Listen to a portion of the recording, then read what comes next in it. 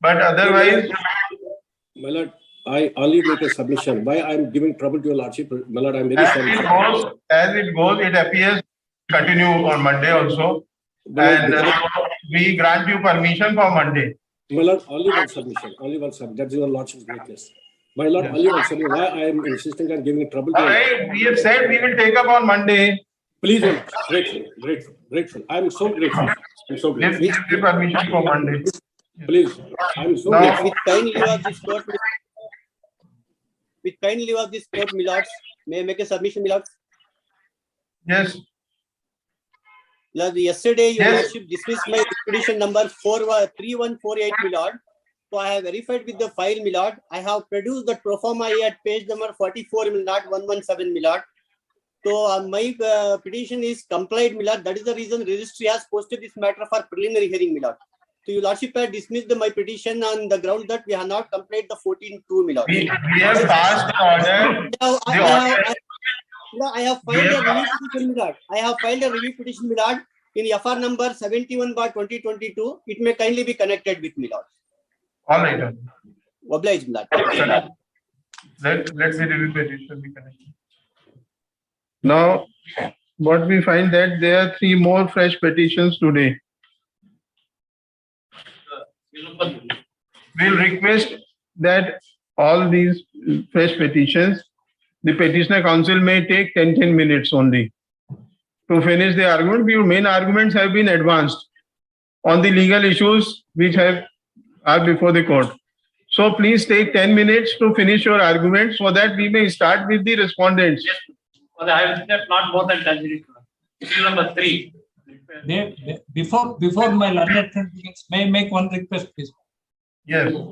What may kindly recollect, an application was made on Monday for a clarification of the interim order that has been made. That application came to be rejected because of the objections raised by my learned friend, Mr. Advocate General. And thereafter, we have made a proper application with duly supported by an affidavit. And on that, my learned friend had taken time to file objections. So far, no objections have been preferred. May I request the court to kindly take it up, take up the application. On Wednesday, the lordships had granted us 2 days time to file objections. It expires today. I'm told it is ready. It will be filed in the registry today. The next available day, lordships may take up that. They will file the objections today. We'll take up it on the application. It will be filed in the registry. It will be filed in the registry.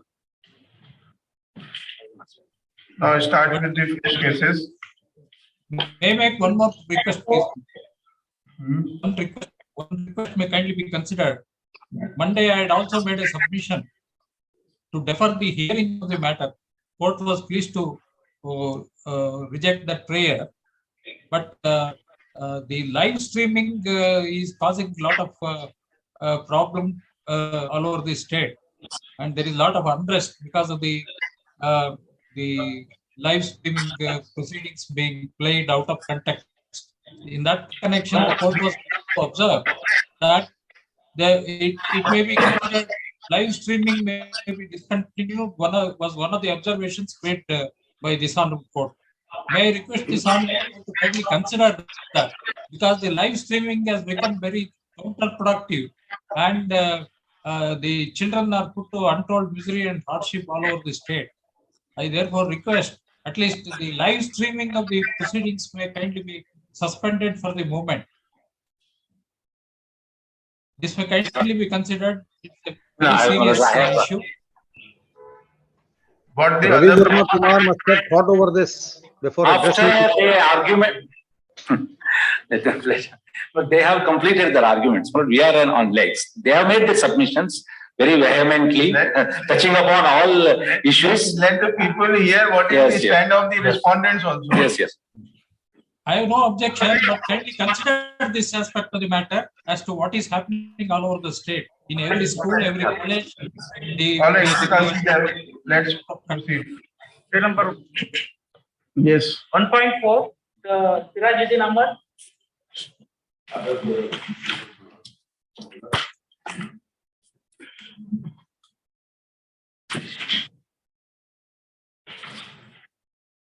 Everything has been elaborated. Got before this court, my lord. Mic, please put on the mic.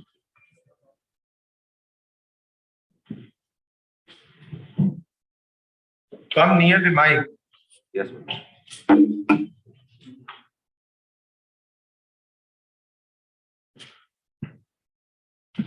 My lords, Yes. I would just like to bring to this notice of this honorable court only one judgment, my lords. Only one judgment. Indian Young Lawyers Association of State of Kerala. My lords.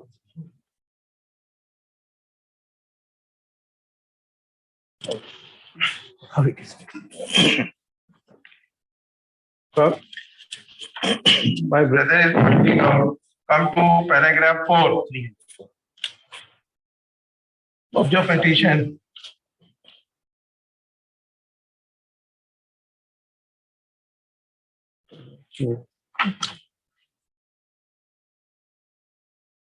There was no prevention of any kind of force to them to remove hijab.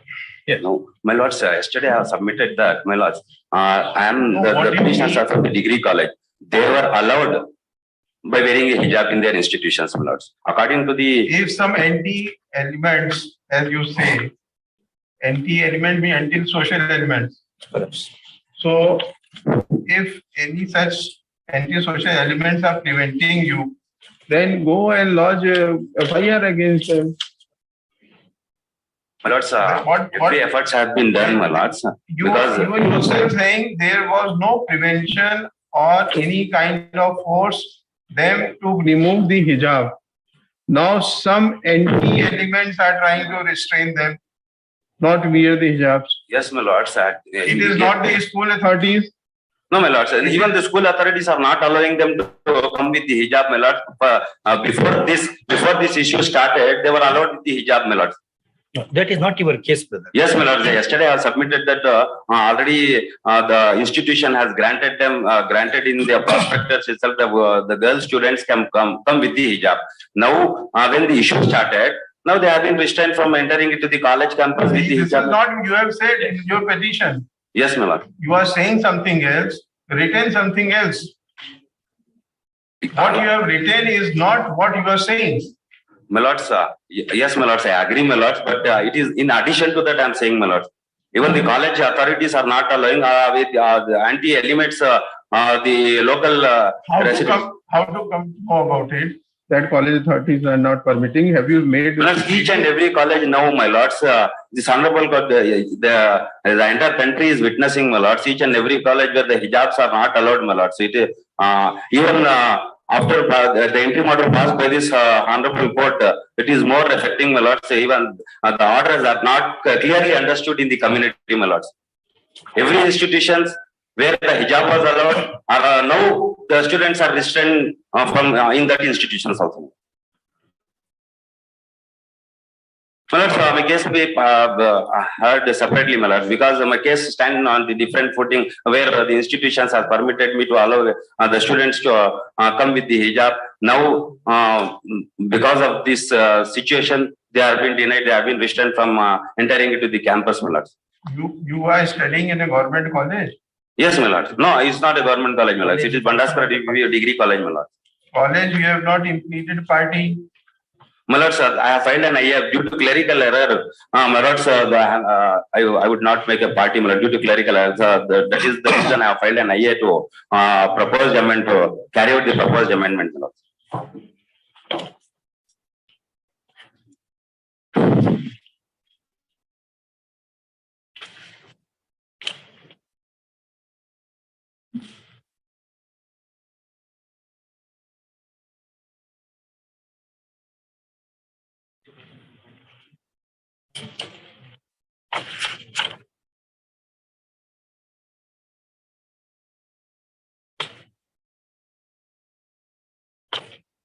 Even if, even if that application is allowed and the sentences are removed, where is the averment to the effect that college is preventing? Even in the amendment, Yes, my lord. then how are you going to maintain the PI? Where is the compliance with the rule 14.1? My lords, it is not a PIL. My lords, it is a writ petition, my lords. No, sir. Yes. That's not PIL. This contention is he wants to take action against antisocial elements. Not even one is named. College is not a party. He says in so many words that the college is allowing them to do that. Then what kind of petitions we are entertaining? My lords, there may be a direction that the college to follow the rules, regulation which they have formed at the time of admission. The students are at the time of admission itself, they are given a prospectus that the girl students may wear a hijab. I am producing a copy of the same, my lords. It may kindly be considered and dispose of the petition with accordingly what they have stated the prospectus.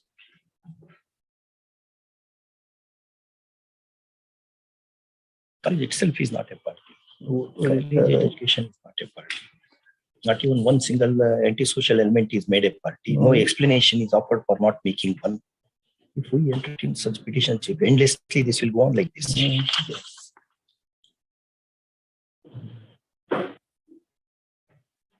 It's better you file a proper petition. Make the averment. There is no averment, the college is stopping you. I may be given a liberty to file a fresh, my lords. Not even included college party. Now you have moved an amendment application. Now, what type of petition for 226 and 227 read with 482? Yes, my lords. So due to clerical error, my lords, it is that is why I have filed an IA application for because of the situation the petition was drafted in very high and manner. time is wasted. You see. My lords, I humbly request apology, my lords, because of the present situation. File proper petition, we will give you liberty. Oblige, my lords, with the liberty to file a petition. Under counsel for petition, this petition has been filed seeking following relief. The counsel for the petitioner submits that inadvertently by mistake certain errors have crept in the writ petition.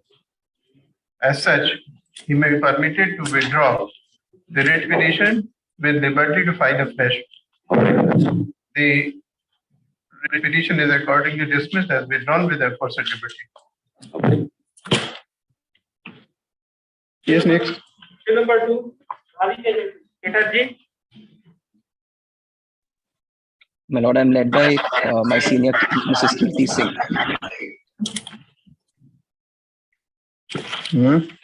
Please, your lordship.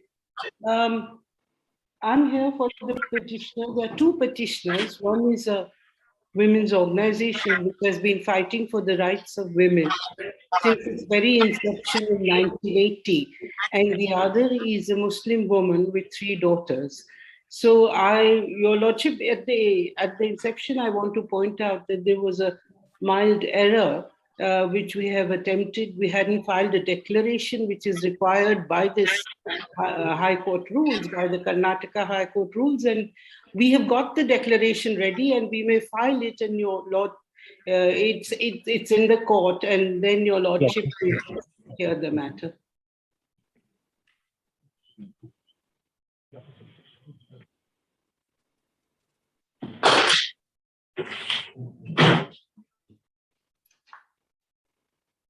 There are some other office objections as well.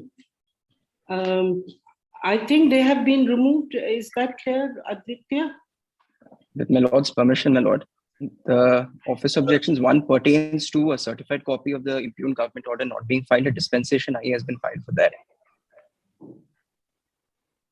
Since the matter was mentioned yesterday, the defects were not marked for 20 rupees deficiency in the stamp. Second office objection.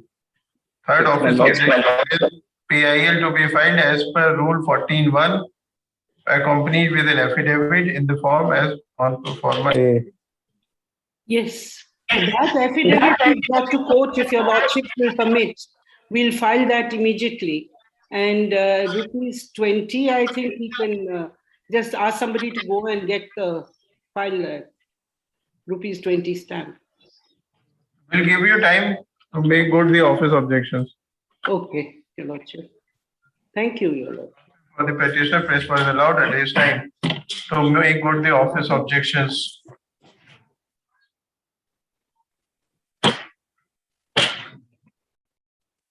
Number 3, Vidya Mohan. Lordship, appear for the petitioner.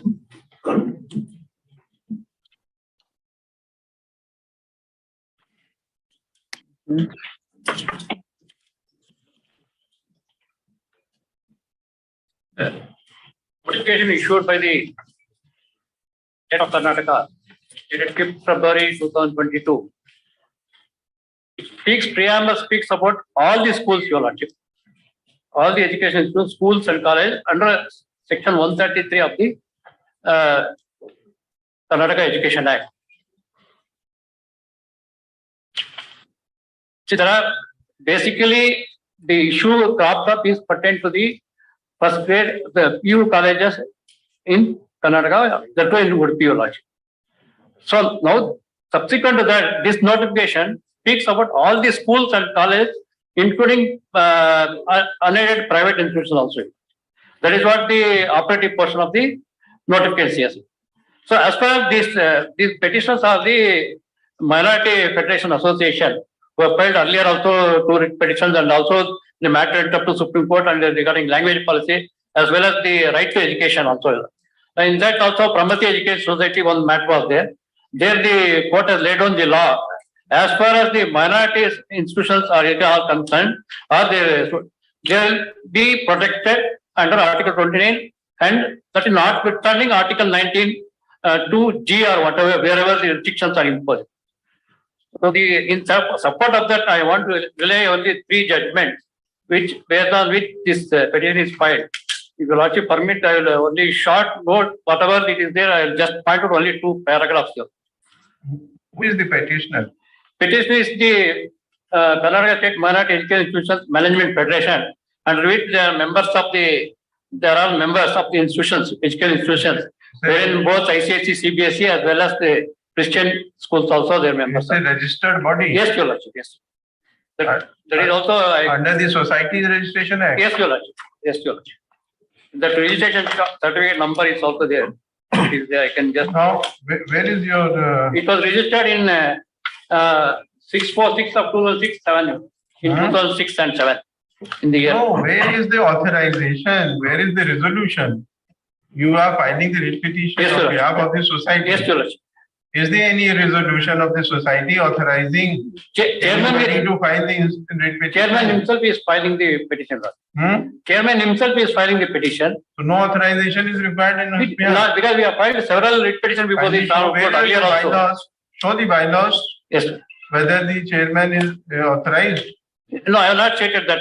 Now, what I am saying that I think you have annexed. We have been filing these petitions. There was no objection as far as this yes, sir. Writ petition on behalf of the society is not maintainable like this.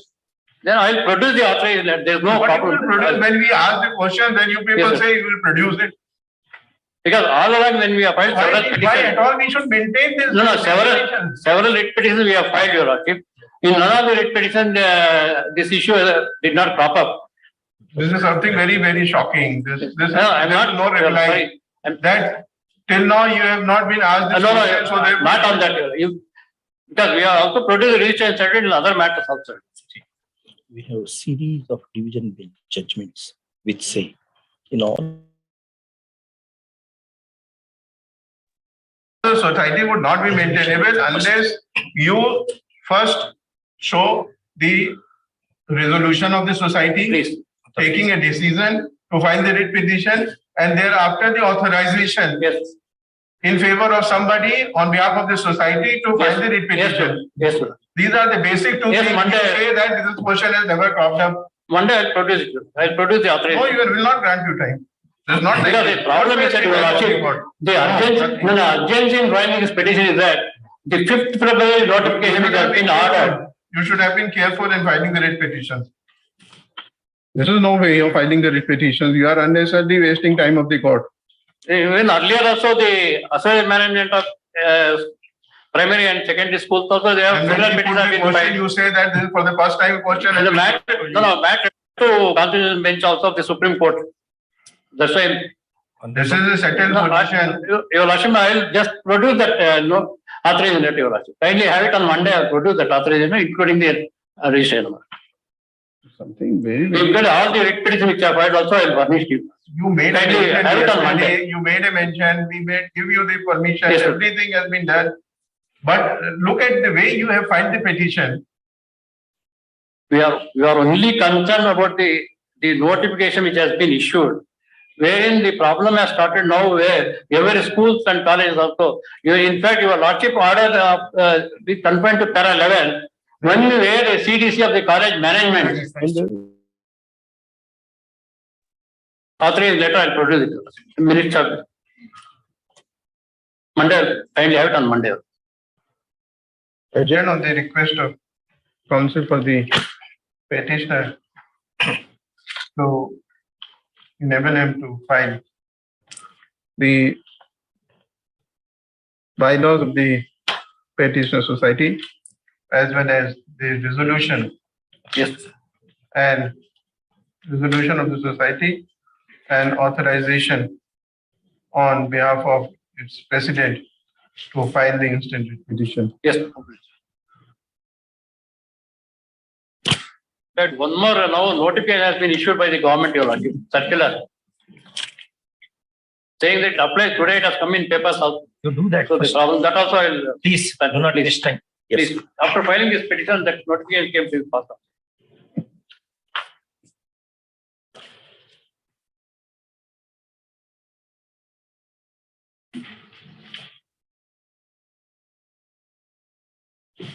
Yes, Mr. Yes, Advocate. yes, I appear for the respondents. Only one thing, Lordships may kindly note. On writ petition 2146 of 2022, that is Ayesha Hazim, I appear for respondents 1 to 4. The other respondents are represented by some other learned counsel. 1246. Respondent 1 to 4. 1 to 4. Oh, 1 to 4. Only 1 to 4.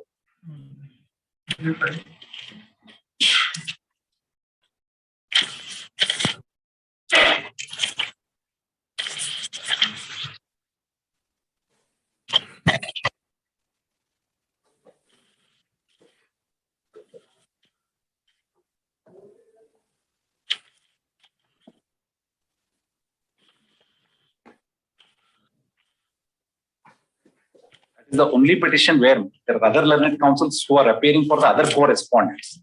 Mr. Sajjan Povaya and Mr. Nagan. 1 to 5.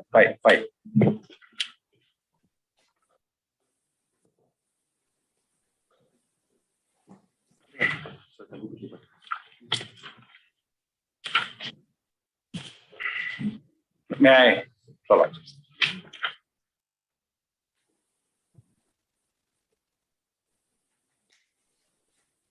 You appear for 1, 2, 3, and 4. 1 to 4, Lord. And as well as 1 to 4. Not 3. 3 university. 1 to 4. 1, 2, 3, and 4. All the 4. 1, 2, 3, and 4. Aisha, he said.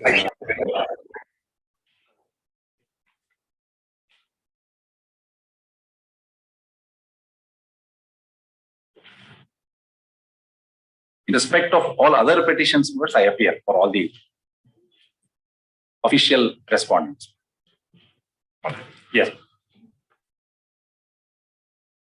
But in reply to the arguments which have been advanced by the friend, I will address your lordship. But as I have understood, what the controversy appears to broadly fall into 3 categories. Firstly, what the government order dated 5/2/2022. That has been called into question, but on various grounds. So my first proposition before your lordships would be that the order dated 5/2/2022 is perfectly in accordance with the provisions of the Education Act. Yes. Of course, what various grounds have been, I will try and meet each one of them which have been raised. Second, words, of course, is the more substantial core issue which they have raised relating to the practice of hijab as a part of fundamental right under Article 25 of the Constitution. But we have taken a stand that hijab, lords, the practice of hijab does not form part of essential religious practice of Islam. That is a stated stand of the state, lords, and we will justify the same.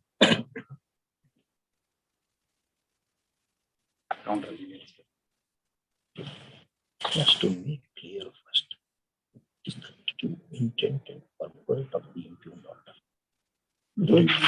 That's when you will argue that one.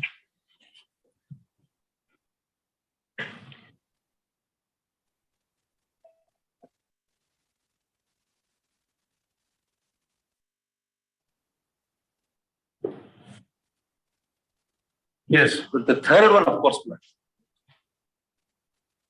an argument, though not so substantially, which has been advanced, is that this right to wear hijab can also be traced to Article 19(1)(a). And therefore, the prevention of wearing the same violates 19(1)(a). Mr. Hegde in his opening remarks made that submission, and Mr. Kamath relied upon two decisions in support of that. So the submission is that it does not do so.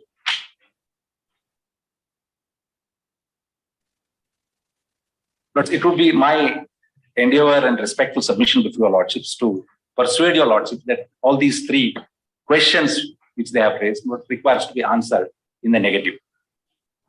But before I address your lordships on these aspects, there is one other aspect which I must think I must place before you. Yes. There is one lord's positive proposition which the state wants to place before your lordships, and what I would leave it to your lordships to decide the same at the end of these three issues. And that is, according to us, the proposition is like this: but the practice of hijab to be accepted, lords, must pass the test of constitutional morality and individual dignity as enshrined, lords, and expounded by the Honorable Supreme Court in Shabarimala and Shahra Banu's case. And I'll be in a position to, lords, substantiate this proposition. This is an independent proposition which we are making for your. Just that the practice, note down the proposition. Yes, that the practice of hijab, which has now been propounded,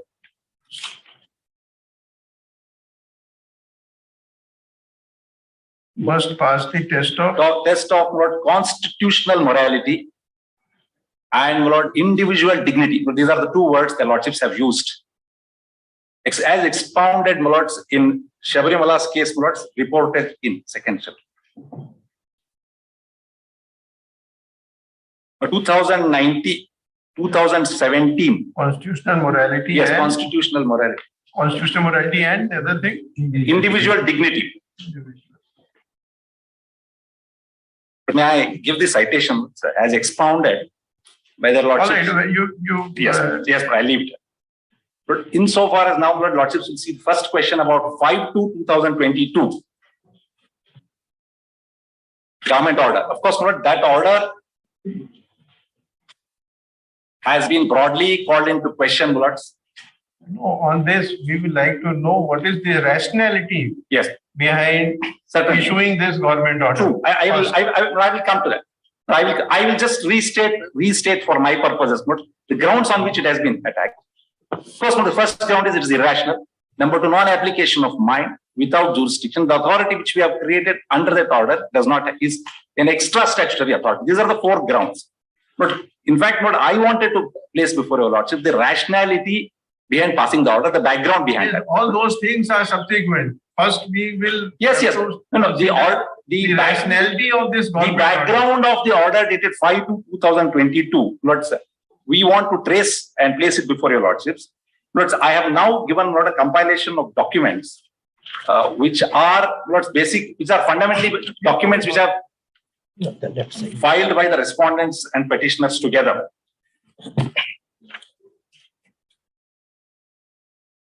So what is the background as to how we reached this stage of 5/2/2018? Yes. But of course, this is centric to Government Pre-University College, Udupi.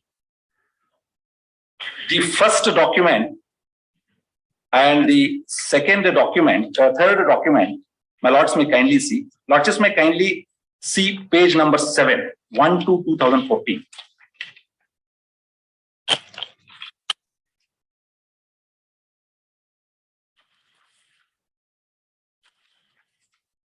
which relates to constitution of the College Development Committee. Notes, kindly see 29/3/2013, page number 1 itself, first resolution. The translated version is at page 2. So this is the first of the document we could trace, which shows prescription of uniform to girl students in this institution. That is, Lordships will find it at page 3, serial number 5. I am only trying to persuade your Lordship that the prescription of uniform has been there since some time now. Kindly see note point number 5. In the meeting, it is decided to change the uniform of the girl students studying in first PUC for 2013-14 batch. But this is in 2013. You are on which page? Page 1. Page 1 is a Kannada version. Right? English version starts from page 2. The relevant portion is at page 3. What is this meeting? This is a resolution of the College Development Committee.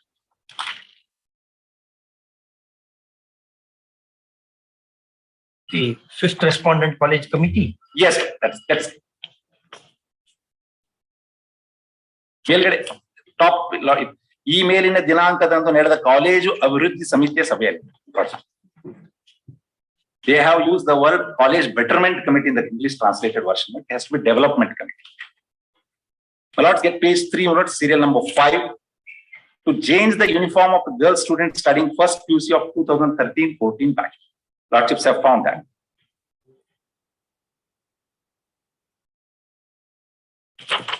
Now, Lords, I will straight away take Lordships to the second of the resolution, which is relevant. This meeting is of which body? College Development Committee. That Lordships gets it at page 2, at the top of the meeting. Following decisions have been taken in the College Development Committee. But that translation is not correct. It's the College Betterment Committee, Development Committee. But the endeavor is only to show before your Lordship the prescription of uniform in this institution in the year 2013-14 itself. Now, as to what was the uniform worn by the students, but Lordships will get it at page 11. 1 second. I'm sorry. What is that sanctity of College Development Committee, where such a body arises under the scheme of the Act? But under the scheme of the Act, I'll take your Lordship. The government order is produced at page 4. But insofar as how to locate this College Development Committee, but I will be in a position to bring to Lordship's notice with reference to the provisions of the Karnataka Education Act. Now the endeavor before your Lordships is to the factually notes how we reach the stage of 5/2/2020 to the government order. But I may only point out before your Lordship that is the government order dated, the resolution of the committee dated 23/6/2018, which is at page 11. But I will come to College Development Committee. But I will be in a position to show before Lordship it has some authority under law.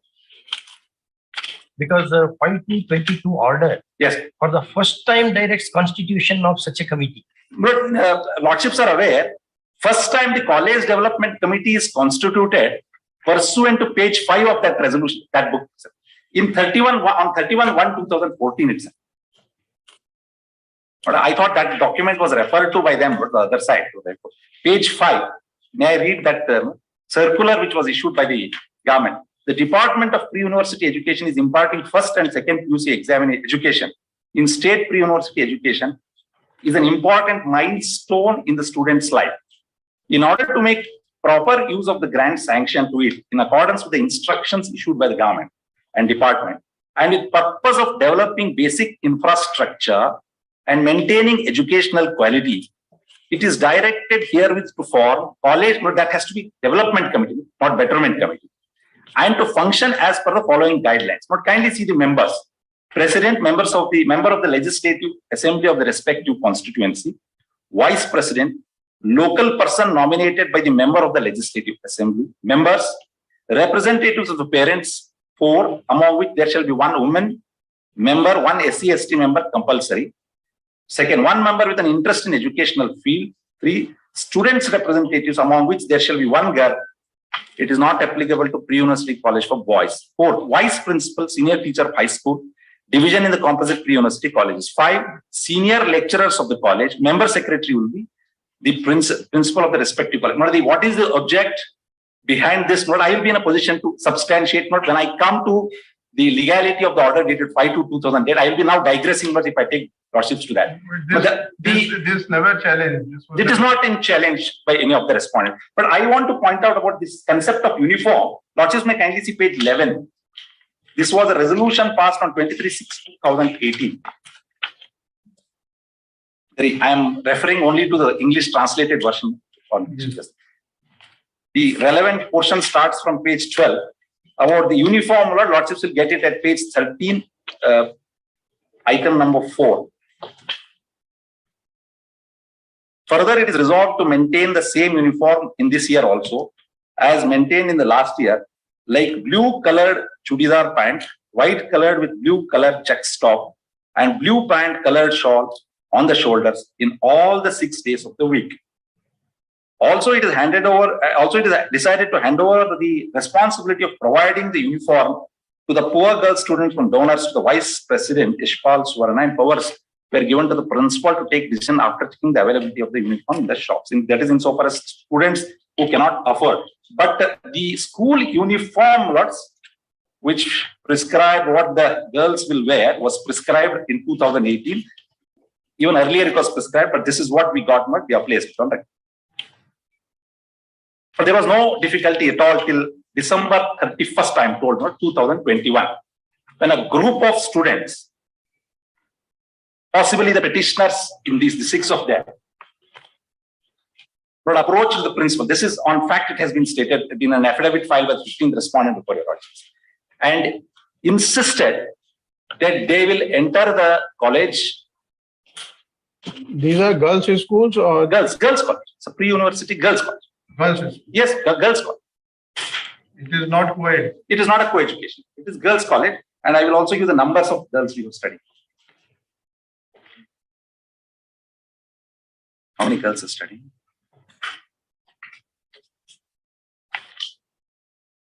But I am told this is an all-girls college and has a total strength of 956 students from class 8th to 2nd year pre-university college. The 5th respondent college. Yes. It starts from school. The numbers which we have, 8th to 2nd year pre-university college, 956 girls study. It's all girls college.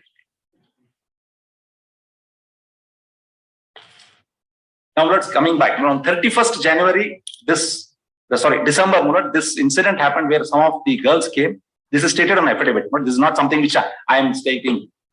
And they approached the principal and the others and informed them that they would enter the institution only wearing a hijab, which led to a resolution being passed by the College Development Committee on 1st of January 2022 at page 50. But when this insistence took place, the College Development Committee wanted to consider this in all its perspective and its right earnest. And therefore, proceedings took place at page 70. This was on 1st January 2022. But I will only read the relevant portions. Others are not important. But it was chaired by the member of the Legislative Assembly along with the others, other principal, etc. Now, kindly see the first sentence. A meeting was held at 11 a.m. on 1/1/2022 under the chairmanship of so-and-so, the legislative member of Udupi constituency, who is the president of College Betterment Committee, with Educational Services Committee and parents. A discussion was held on few girls coming to college wearing hijab since a week. Since 1985 to till date, kindly note this, uniforms have been worn by all students as per the suggestions made by the parents.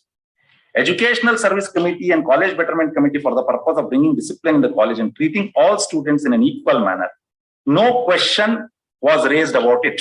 But as parents of few children have requested, the Honorable Legislative Member of giving provision to their daughters to enter the classroom, it has led to discrimination among students. This college is only for women. Hence, uniform is implemented for the discipline in the college. It may lead to indiscipline if it is changed now.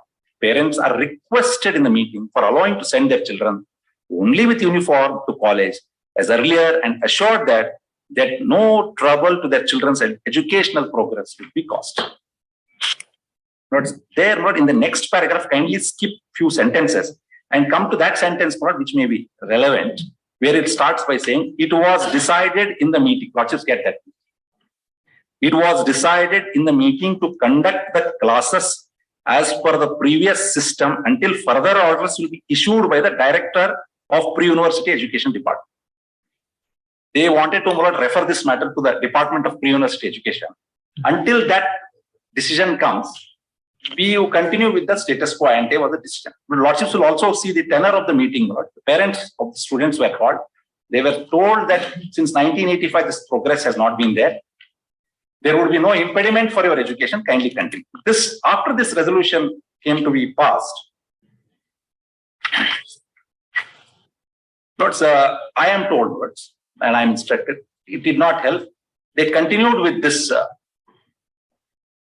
insistence or protest, saying that they would not adhere to this and they would continue to wear hijab. Now, what this led to a communication to be made by the government to the director of pre-university education department at page 23. My lords will also note in this letter a reference by a letter written by the chairman of the Karnataka Minority Commission, Sri Abdul Azim, on 17/1/2022, as regards this subject. Now, kindly see how the government reacts or responds to this situation. With reference to the above subject, on bringing your notice to the letter referred above, uniform has not been prescribed and not made mandatory for the students studying in state pre-university colleges. But the girl students of Government Girls Pre-University College, Udupi district, were urging to allow them to wear the clothes. Some typographical errors are there. Lordships may pardon me for this. Wear the clothes of their choice, were informed about the uniform dress code prescribed by the college while getting admission, and they had obtained enrollment in the college only after agreeing to the said information. But the issue which was not there so far has been raked up now, and this is not good in the educational interests.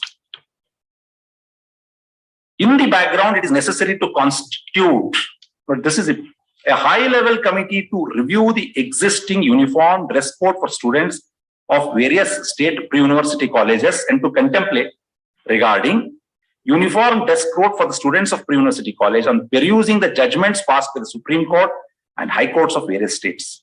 The government needs to take necessary action after examining the recommendations submitted by the committee upon conducting a study.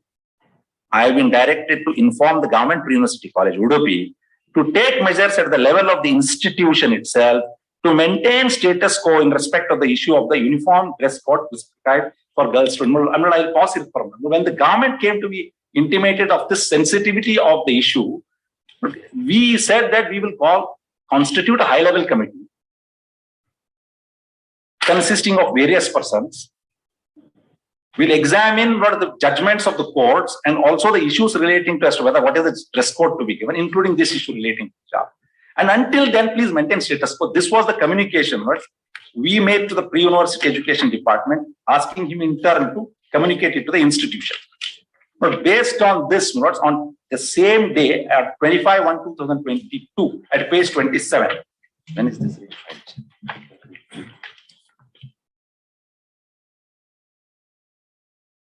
Another resolution came to be passed by the College Development Committee.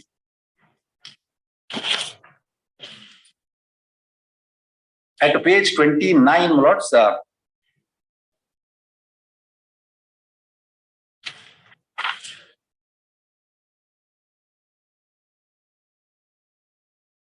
it was decided that status quo ante should be followed. But practically, there is a plea to the parents of the children. Please follow whatever has been prescribed. At last paragraph, lords, it will lead to indiscipline, etc. Institution notes that there are more than about 900,000 students studying, because of 6 of them, it should not be affected. Anyway, this resolution came to be passed. But I will stop here. After this order came to be passed, interestingly, this writ petition was filed at this stage itself. The present writ petition, which my lords are examining, 29/1/2022, this writ came to be filed. There was no government order of 5/2/2022. There was no further resolution on 31st January, which Lordships will get it later.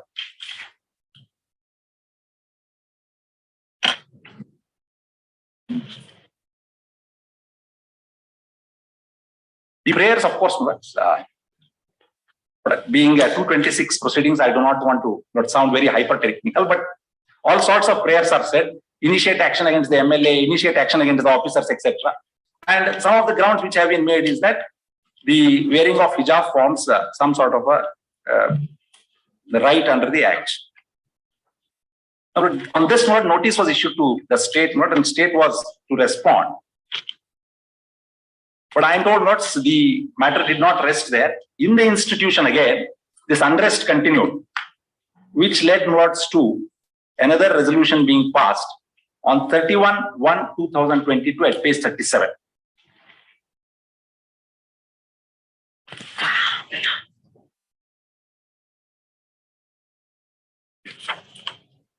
At page 37 is the last of the resolution passed by the College Development Committee. This reiterates the same thing, except in this, I must say, at page 38, last sentence, they make a positive assertion that children should not be wearing hijab. This has been produced before your Lordships only for this purpose. He also informed that if the parents send their children with the hijab, a disciplinary action shall be initiated.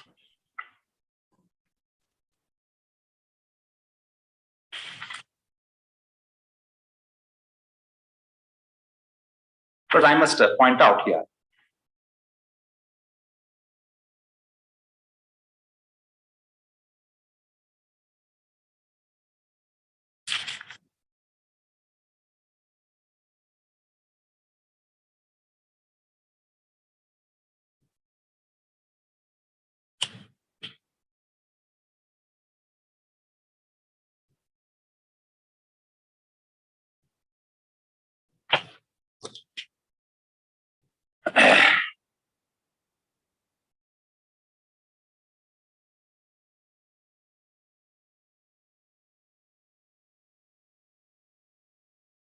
but this the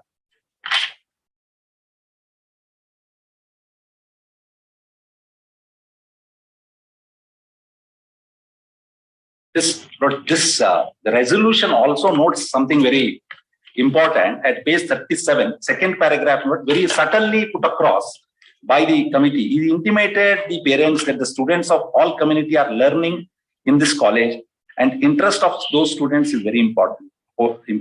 Opposition from all other communities is receiving due to one community. That should not be allowed. The concern of the committee is reflected in that. It was in that background what this statement came. Now, this, I'll state, this resolution is not called into question either before this court or before any other forum.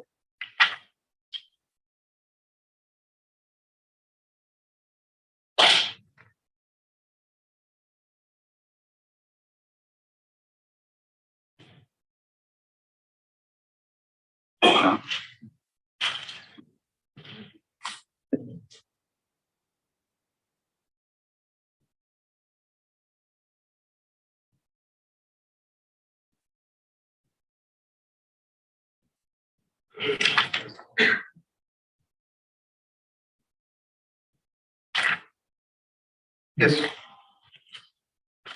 Now we come to this very stage just before 5/2/2022. By this time, the state government was flooded with issues relating to that this issue of this institution is spreading to other institutions.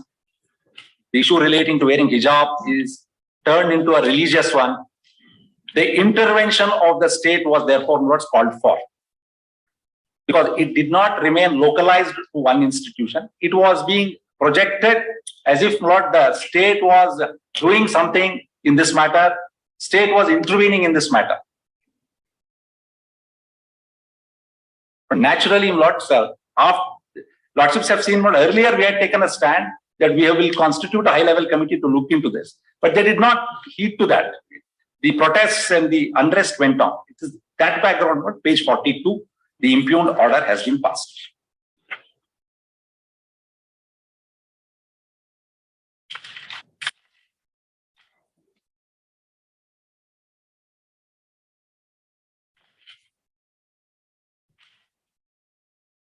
Now, Lords, most importantly, Lords, but I will show before your Lordships what is the purport and impact of this order. Because one of the submissions or propositions we have made, Lords, before your Lordships is this order dated 5/2/2022 is innocuous in nature, does not interdict any of the rights, if any, Lord, of the petitioners. Lordships may kindly note this, and I will demonstrate before your Lordships why it is said so. 5/2/2022, Lord, does not interdict, does not affect any of the petitioners' rights.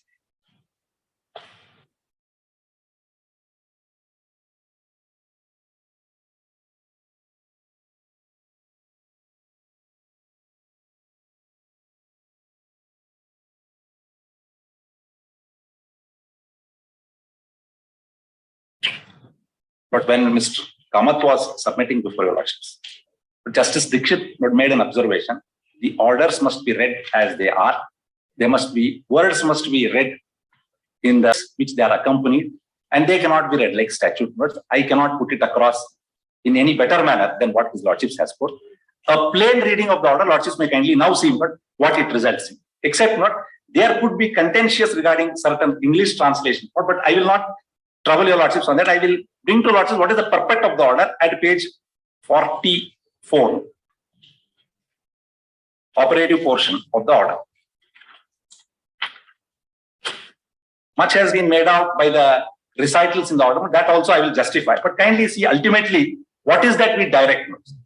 In the light of the circumstances explained in the proposal, in exercise of the power conferred under subsection 2 of section 133 of the Karnataka Education Act 1983, the state government, this is the first statement, state government has ordered that the students shall compulsorily wear the uniform prescribed by the government in all government schools. Lordships may kindly note this one. In respect of government schools, whatever uniform the government has prescribed, please wear that.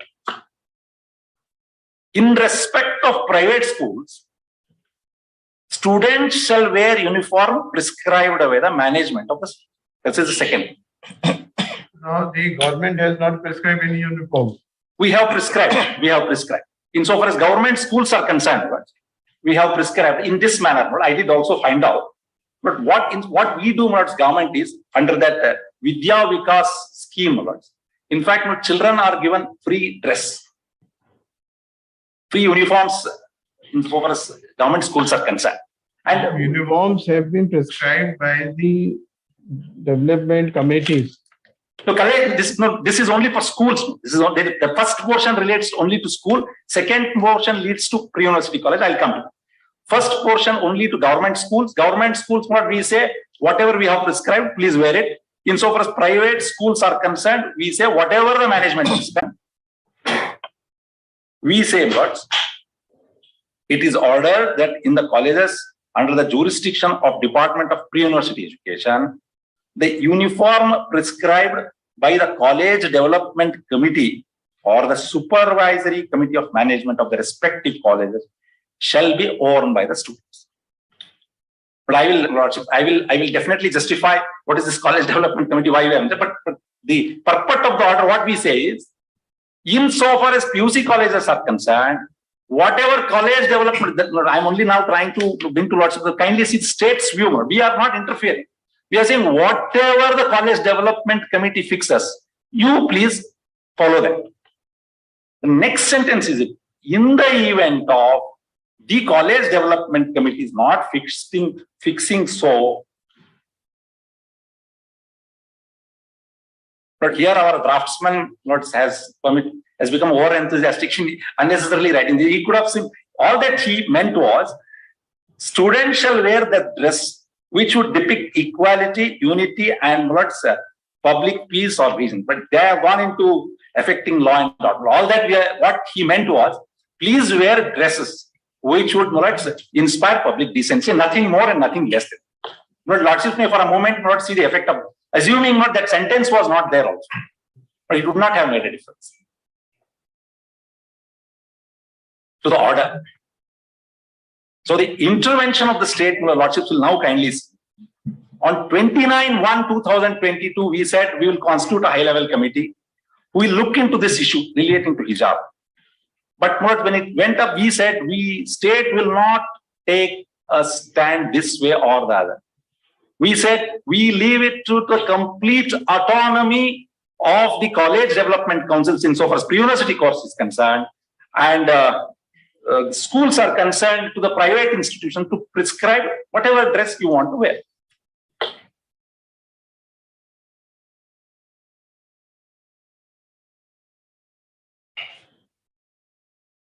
Dress that goes well with the idea of equality and unity. No, that is, yes, but what we say is, in case they are not prescribed, please wear dresses which do not, not very indecent, do not go against it. Something which we could have put it across in a better word, but it does not say anything more, anything less than.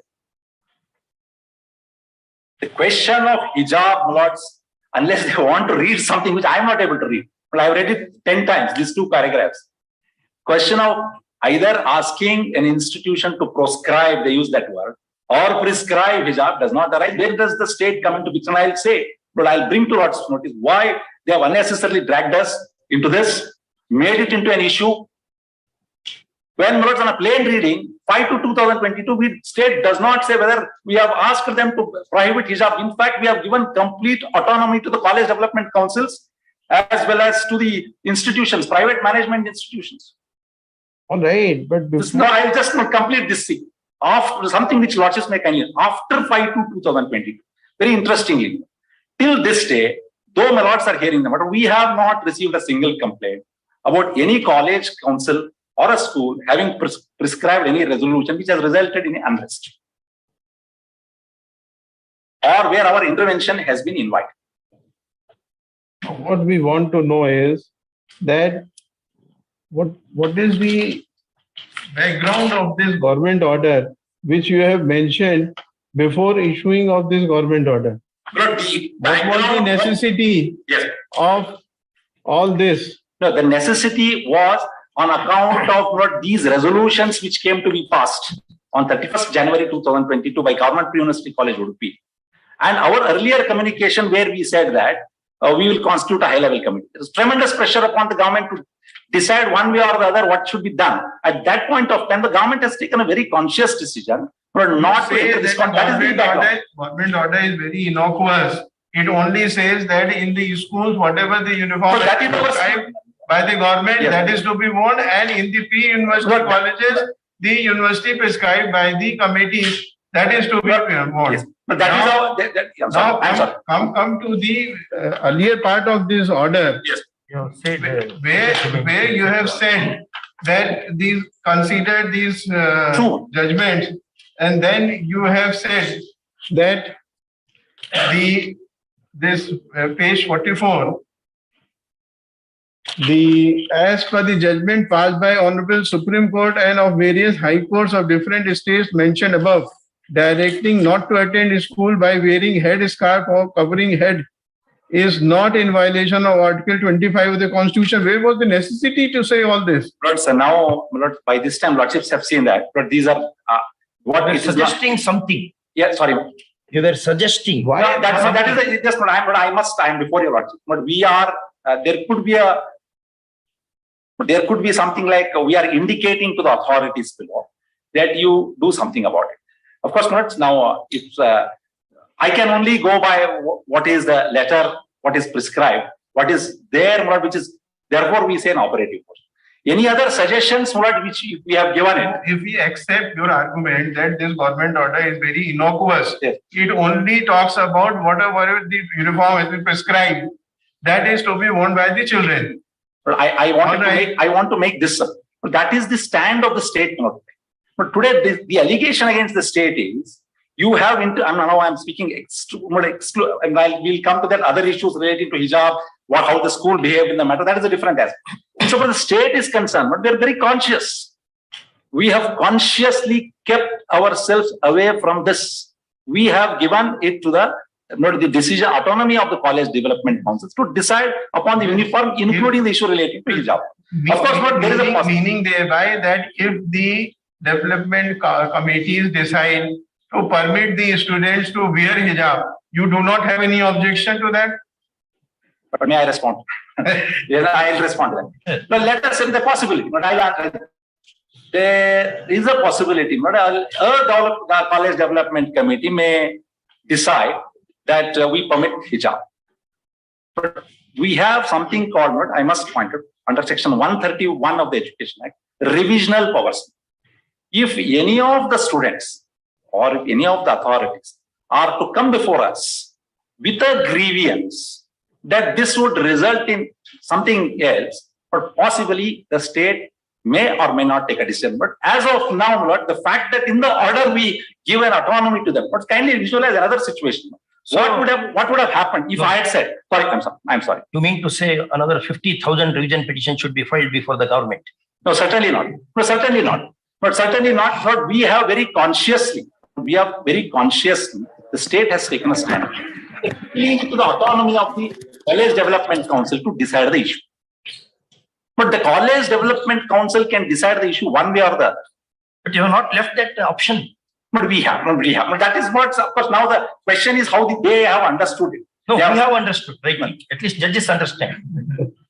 But if lordships feel that the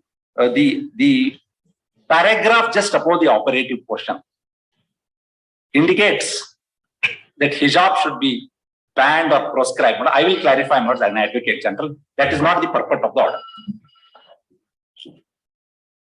No, in so many words, you have not stated wearing of hijab should be prohibited. You have not articulatedly put it. But for a commoner, these orders address common people, market people, punctus punctilio people. Is it not? These orders are meant for that only. College teachers, students, parents, members of the CDC.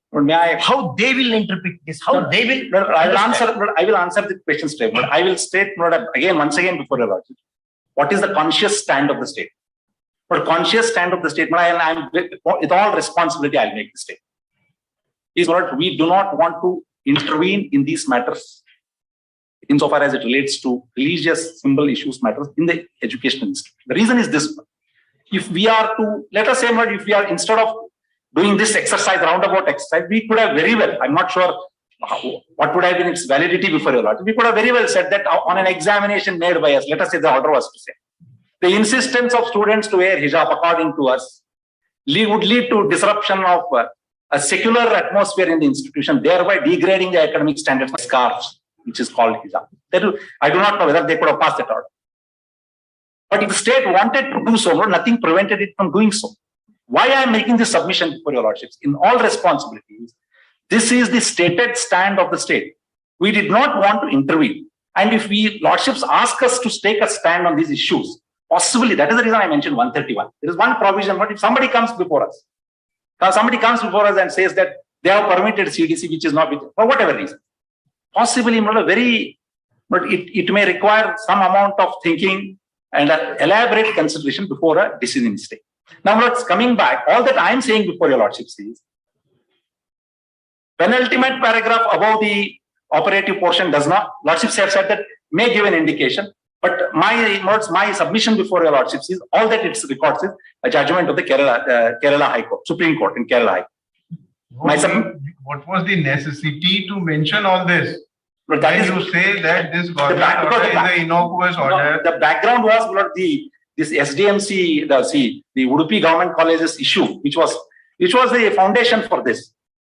But finally, the government took a decision. Not all that I am bringing to lordships notices, and what this state is not stating this before your lordships. By the order, we have not instructed, and we have left it to the autonomy. No, let us after having said, yes. Let us understand the effect of the order. Yeah. Do you mean to say that the paragraph which Honorable Chief Justice has confronted you with, the one which is just above the operative portion, yes, operative portion, whether the colleges or the schools, whichever, can they ignore that and prescribe the? But may I answer? Yes. But I am not saying it. The government order says, you put a stand which I have taken on the issue of hijab, but we have filed an affidavit, and I will justify before you. on a different issue, on a constitutional issue. No, that we are only on geo right now. This issue, my lords, we have left it to the complete autonomy and decision-making process of an institution. But I cannot improvise or say something about the government order beyond what it is stated. But if this gives an indication, that paragraph, which it gives an indication to the institution, it is something which the institutions must understand. But of course, not that paragraph also, lordships have seen, is nothing but not recording the judgment of the various high courts. Now, Kerala too. We just wanted to know the necessity of mentioning all these judgments and thereafter recording your conclusion and thereafter issuing the government order. No, on a better advice, possibly those things could have been avoided. But now that they are there, but my endeavor before your lordships is, yesterday I was thinking of this. Yesterday I was thinking of. It appears that they do not take your advice. No, sometimes it is less said the better, they say. But the government officials are very good in these things. I do not know how in this one they are always. But anyway, all that the submission which I am making before, the legal submission I am making before your lordships is the attack on this government order dated 5/2/2022, saying that it is irrational, it gives a communal color. I mean, it discriminates Muslim women under 15. One absolutely is without basis. Absolutely without basis. Not only we have stated that, so my statement, lordships may record, we have left it to the institution. I have repeated it number of times. That we have noted. Yes. It does not other affect, aspect, you say that it does not affect the right of it does not, on a plain reading, it does not. And it is totally an innocuous government order. And government has left it to the institutions to decide about the issue of the uniform. And my lords, and there is nothing post facto this order. There is nothing before a lordships, wherein some committees have come before the college and said, look at the state government directed us to do so. Therefore, we are prohibited. That petitioners have not placed anything before. Now let's come to the next. I'll come to this note. I'll have to say something else before. Now, this order, therefore, lords, innocuous, does not contradict, therefore, no cause of action. Lords, is my kindness. Now, Mr. Kamath, lords, two submissions he made. Non-application of mind, he said.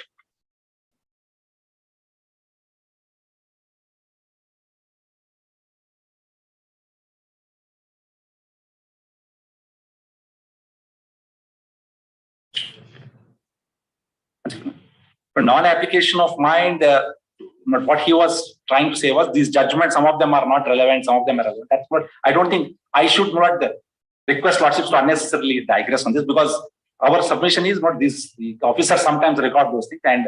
But I said I was thinking we will say more application. More application. More enthusiasm is what I. But in fact, I was just thinking of a provision in civil procedure code, lordships are aware. There is no appeal against finding. So, assuming this finding is against them, the operative portion is in their favor. The question of assailing this order, saying that the finding is wrong, does not. Of course, it is on that question. That there is no finding, there is no adjudication on this. 1952 Supreme Court, Govardhana Das Bhanje versus Commissioner of Police. Yes. Page 16, AR 52 Supreme. That says, a statutory order, because it's your contention that this is a statutory yes, order, referable to 133. A statutory order, if challenged before the court, its validity has to be adjudged based on the grounds stated therein and not the horse. 78 Supreme Court, an order of the government is not a wine that becomes better as the time still serves. Mahinder Singh. Mahinder Singh. Mahinder Singh case. 78 Supreme Court. Mahinder Singh case. Constitution. Mahinder Singh case, but all that I was not on the technical. What I was trying to into these findings, these observations made in the court are something which do not form the foundation, because as they say, ultimately the operative portion itself decides the issue. Now, one other argument which has been made by Ravi Varma Kumar, Learned Senior Counsel, is this College Development Council Committee is an extra statutory authority, and therefore they're giving them the power to fix these uniforms, maybe without jurisdiction.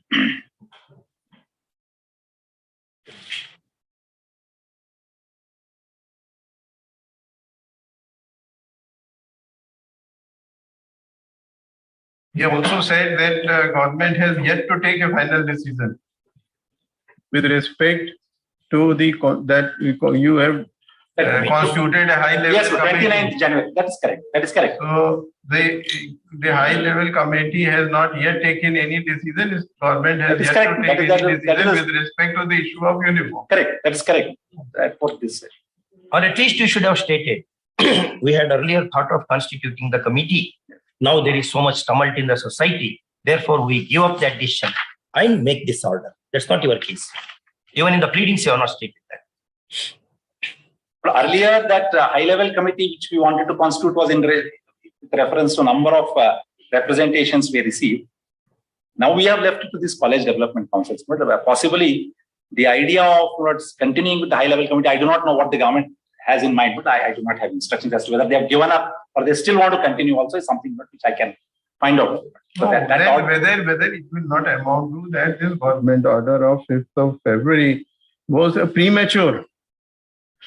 Because once, on the one hand, you are saying that a high-level committee has been constituted and the decision is to be taken by the committee. On the other hand, you are issuing a government order directing the development. I must say, the government, relating to exigencies of situations, etc., issues these orders, particularly in exercise of 133 subsection 2.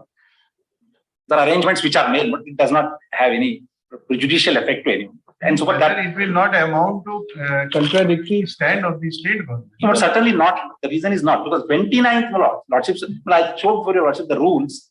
In fact, the rules prescribed it is the institution itself which has to. This 29th order was a broad-based committee we wanted to do to understand how to go about these very unusual situations which have arisen. These are not very usual situations of fixing.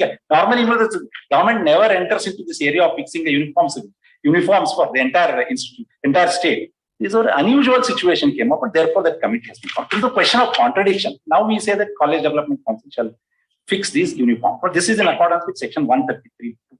But I wanted to point out before your Lordship's notes how this 133(2) itself has been exercised. For that purpose, Lordships may kindly see this Karnataka Education Act, statement of objects and reasons.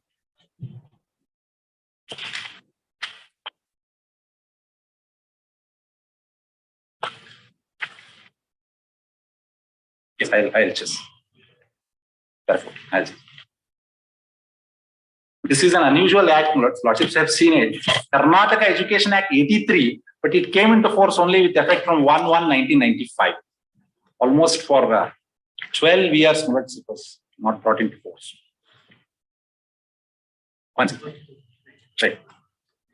But preamble, shall I just read? This becomes relevant because this has to be now read in context of section 133. It's a very short one. Whereas it is considered necessary to provide for the planned development of educational institutions, inculcation of healthy educational practice, maintenance and improvement in the standards of education and better organization, discipline and control over educational institutions in state, with a view to fostering the harmonious development of the mental and physical faculties of students and cultivating a scientific and secular outlook through education. I cannot say. The act itself entirely is directed towards the betterment of the student community, to build them into a better citizen by inculcating scientific and secular outlook through education. A few other provisions, Lordships may kindly note here itself. Applicability of the Act, section. This may, do not directly relevant. No, I just give the overall how the Act functions. Section 1, subsection 3 makes it applicable to all institutions except what is ICSE, CBSE. Institutions maintained by those exempted categories wherein no specific provisions are made.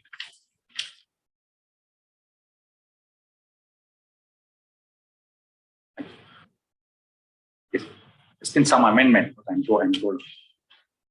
The amendment, the act itself bringing the ICSE the rate of single judge. Just Nagmohan Das. But may I draw Lordship's attention to the definition of education institution, which may becomes related. Section 2, subsection 14 means any institution imparting education referred to in section 3 and includes a private education. Therefore, a government institution and a private educational institutions are covered. And what is now important is Lordships may kindly note the definition of recognized educational institution. The reason is that this word appears in Rule 11 of fixation of uniform. Kindly see 2 subsection 30. Recognized educational institution means an educational institution recognized under this act and includes one deemed to be recognized thereunder. That is what's registered, recognized, and deemed to have been recognized. But the scheme of the act is what when a private educational institution is set up, they seek a formal recognition to the government under section 30 process mechanism. 30. Section 30. What is section 6?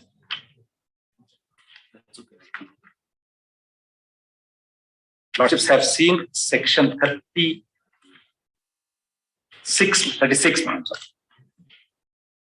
36 relates to recognition of a private educational institution.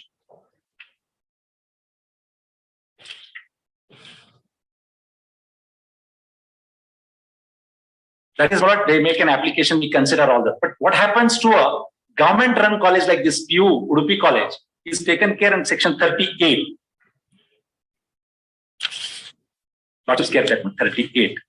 Notwithstanding anything contained in section 36, educational institutions established and run by the state government or any authority, sponsored by the central or state government or by a local authority and approved by the competent authority in accordance with such conditions as may be prescribed, shall be deemed to be educational institution recognized. Therefore, we are deemed recognized. No, formal recognition is necessary. Yes, yeah. So the reason why I'm mentioning this words is under Rule 11, they speak of a recognized educational institution which will fix the uniforms. But insofar as, since we are addressing this issue relating to College Development Council, kindly see how a private educational institution is managed. And that Lordships will get it at page 40, section 41.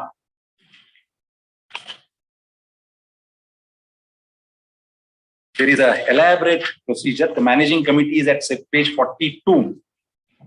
Section 42, I'm sorry, section 42.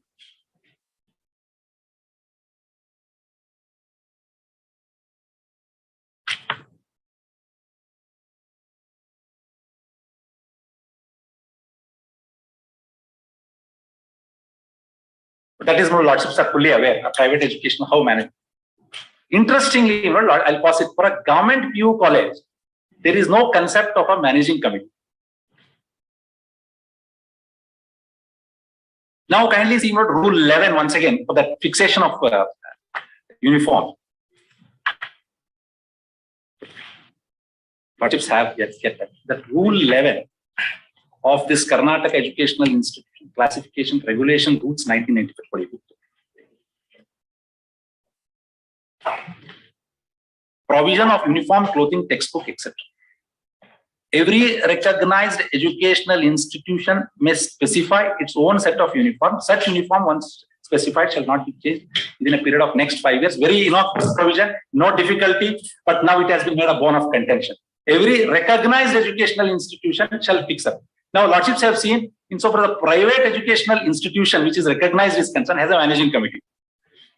For whatever reason, insofar as our colleges are concerned, we do not have a managing committee. The question, therefore, before the government was, and who should fix it? Somebody has to do it to fix the uniform on behalf of the recognized education. But that was something which, in that context, in order to give effect to these rules and to the Act, we exercised power under section 133, subsection 2, process mechanism 133.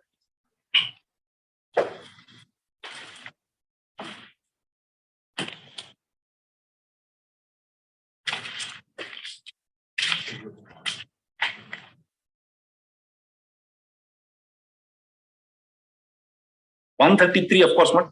This is some sort of a residuary powers, overriding powers, or something which lordships may characterize it.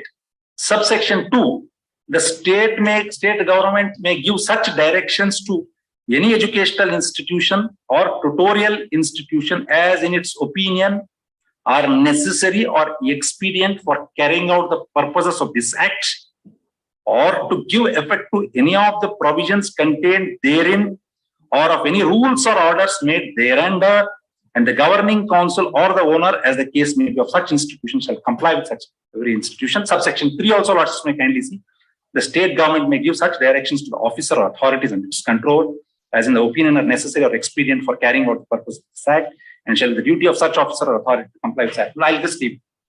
Though I am tempted to cite 143 also, 142, which is power of to remove difficulties. I'll just only bring to lordship's notice that we had to put this act into operation, this rule into operation. We did not have anything. We have time. So what is interesting, which lordships will note now, is that college has not called into question this order. The constitution of College Development Council is not for the first time we have constituted, it is there since 2014, and it performs various other functions as well. None of the colleges have come before your lordships or before us saying that this is something without authority. Students come before your lordships and say that no, that authority is without something which is extra statutory. But that challenge itself, lords, according to me, must fail on that ground. But to give effect to this provision of Rule 11, this power under 133, subsection 2 has been utilized. Lordships may also read the power to remove difficulty clause under section 142. And lords, I may complete this by also stating section 7, which empowers the power of government to make rules. Lords. 7I, again a residuary power has been given.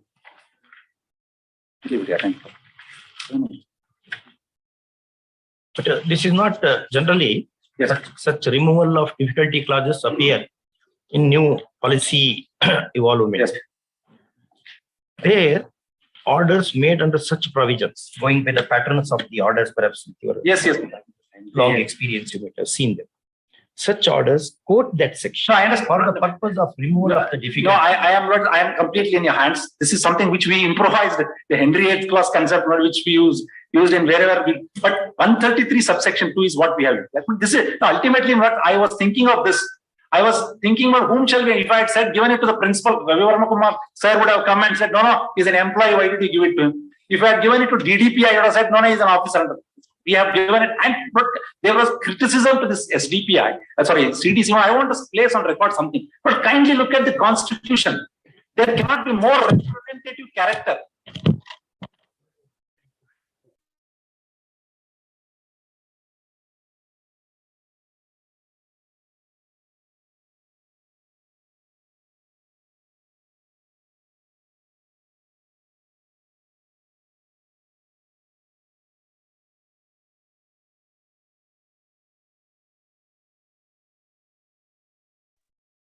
Sorry. So we just wanted to get one more clarification. Yes.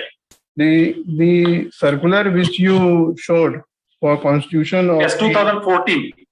That for constitution of the College Development Committee. Yes. That has been issued by Under Secretary. Yes. Yes, the government. Yes. Can it be treated to be a direction under 133? The order notes of 31/1/2014 notes. But obviously we may have to trace it to that power only. Because there is no other provision by which, because this has been done not in order to ensure that better. This is not a government order. No, this is a government order. This is not a notification. No, this is a notification. It is a circular issued under the authority of Under Secretary only. Normally, these are issued in the name of Under Secretary, but it carries the approval of, if I may say so. That is what we want to know. No, it carries the approval of the ministers. That is what we want to know. Certainly, lordships may take it from me with my experience, but this document I do not know. surely get that certified. But Whether the approval of the government was Concerned there or minister- not, whether the approval of the government was there or not on this circular, this most is- certainly, yes. Most certainly, yes, Lordship. I'll produce the original document before your Lordship. Should not be a difficulty. But I am very sure, not a very important circular wherein a MLA of every constituency would be given this power would not have gone without the approval of the minister concerned. I will place it. Yes. Yes. Yes. All government orders are issued in the name of. But therefore, Lord, my submission, I'll also place that 2014. I will get the original report. There should not be any difficulty. Government orders are issued in the name of the government. The governor. In the name of In the name of the governor. Yes. That this we have this rules not same, just like issuance of government orders from ratification. It says in the name and by the approval of. Normally under secretary issue, but this file not I'll get, but Lordship may take it from me. This would not have. Yes. I was just on this representative. This clarification would be required. I will sir, To appreciate your. certainly, most certainly. I'll get placed there. Under the transaction of business rules. Yes, whom 1977. it is allocated, you have to show. Sorry, I'm sorry, I could not. Under the provisions of the transaction of business Yes, rules, yes, to whom it is allocated, this power, that you have to show. yes. Because of Parikar judgment of apex court. Yes, Lord, I am aware. Chief Minister, Cabinet, and Minister concerned. 3 categories. I will show it. This is a very important decision. Getting the MLAs to, this would not have gone We without. cannot presume. No, I'm not for my place. I'm only saying it, some amount of experience for this guy. Now, I just want to point out the representative character of this committee. Lord. There cannot be something better than this. There is the local MLA, local person, parents representation, students representation, members belonging to scheduled caste and scheduled tribe. The principal is ex officio secretary, the vice principal, 2 teachers are nominated. The entire fulcrum of the institution comes together to take a more democratic. There cannot be criticism of such kind of committees. Let us say, for instance, this hijab controversy. There will be students representative, there will be parent teachers representative. It is not that the decision is to be taken by one person. Therefore, such committees being interested cannot be under no circumstances be termed as irrational. I will leave it at that. But one other aspect, only for the purpose of record, though it may not fall really for Lordship's consideration, was MLAs must not take part in such committees, is what Professor Ravi Verma Kumar suggested. But I don't think that is our scheme. We have borrowed the Westminster model. For governance. Yes. It is therefore we have a political executive who are borrowed from the assembly who are executive. That American model of keeping the executive completely away from the elected body is not number one. Number two, under the scheme of the constitution itself, under Article 102, insofar as members of parliament are concerned, and 190 for members of the legislative assembly, there is disqualification attached if you hold an office of power. That is the only restriction for an MLA to hold officers. If not, there is no other restriction for him to become part of the committee. Anyway, that is disqualification for holding office of profit. It's a totally different concept. It does not admit here at all. We are asking, they were saying, and we are repeating now. Yes. That we are saying what they had said. Yes. This time, MLA from X party. Yes. Next election, MLA from Y party. Yes. Z party, A to Z, and so many parties, or independent MLAs also. Those political views will enter the campus. Is it desirable? It is not that we have no respect for the MLAs, etc. Yes. They are very important, and without them, there will be no government, no legislative body. But point is, MLA is a character, a more political character. This is how Ivor Jennings, Casey Ware, all they treat that way.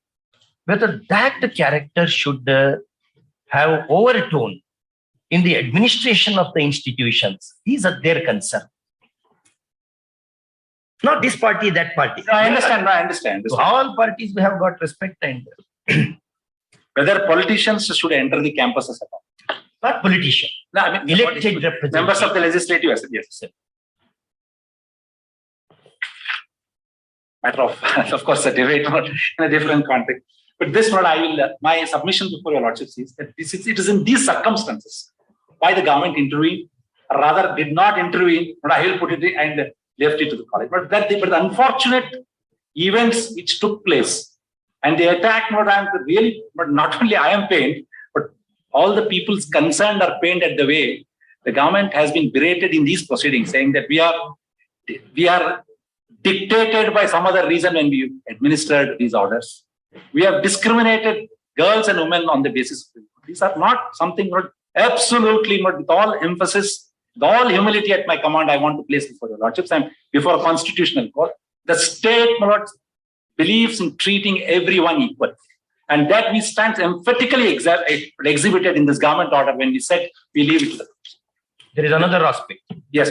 If there is a MLA as the chairman, yes, kindly look into the text of your order. Yes. MLA, he is a nominee. President. MLA is the chairman or president. He is a nominee, will be the vice president.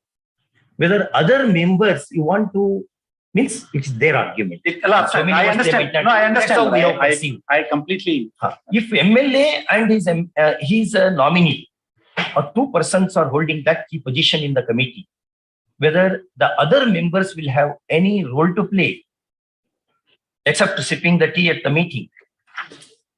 The constitution, I understand. I completely, I'm in lordship's hands. The viability, desirability of having them is a matter which could be debated either. Therefore, what's my submission before your lordship on this government order dated 5/2/2022 is, my lord, that is, it has been exercised in accordance with section 133 subsection 2. It does not interdict any of the rights. Therefore, the challenge has to fail.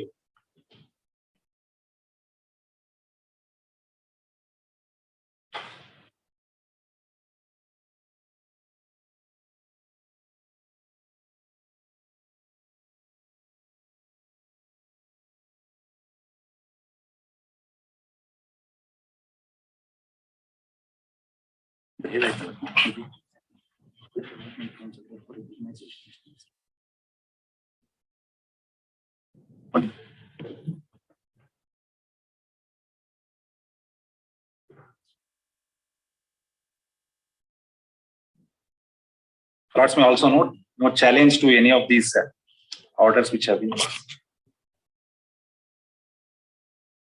Which orders? That Constitution of 2014 order. But now that lordships are examining it, I am duty bound to satisfy lordships. I will place on record the approval. What I am instructed to state is that challenge was not there, and to the committee or any other person. Who appoints number 3? Come to Sadasyaru. Yes. That 31/2014. Yes. Sadasyaru. Who opts them? Who appoints them? Nominates them?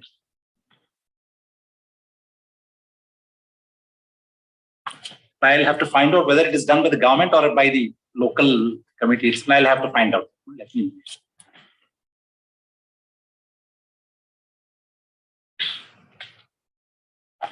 Because that is something very pertinent. Again, if it is given to an MLA, then there will be a group of his own persons. I'll just find out.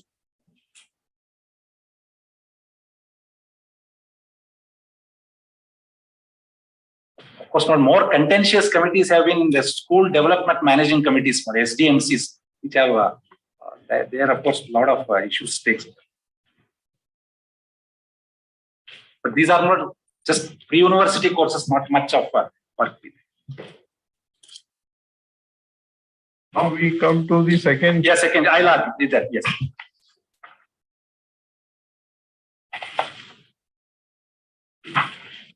Practice of hijab is not part of essential. Yes, Article 25(1).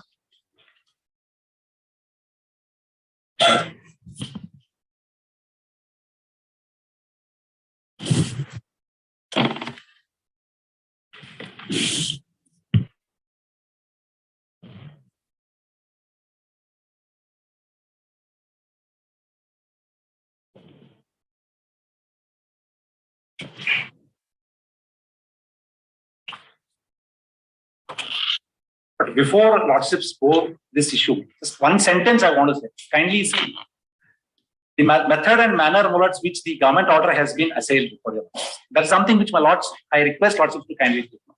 When it did not affect them, and that too, the timing 5/2/2022 is the order, subsequent to which no committees have fixed anything, or there has been no controversy at all. Therefore, that is something which my lords may kindly take note of. Now, Lord, the students now say in some of the petitions, of course, in this petition, this Ayesha Hazim Almas petition, this prayer is not there, but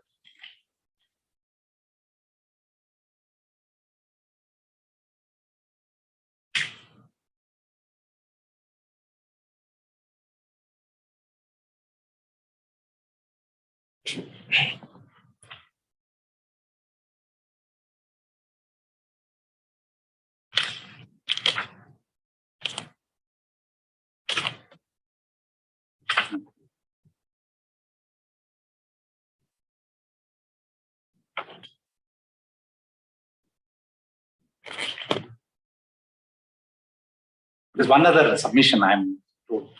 But there is provision under the Act where not students, in case they find any difficulty such to give a representation to the parent-teacher committee, which is constituted under Rule 12, and to the government under 131. No, I am just bringing it. No student would, except for approaching your lordships directly under 226. No such. Against what? Which order? No, parent-teacher committee, lords, Rule 12. No, that's all right. Now there is a government order. You mean to say the government order should be challenged before the government? Not 5 to 2. This is like seizures order going to be challenged before seizures? Not 5 to 2. This grievance about not permitting hijab being worn, etc.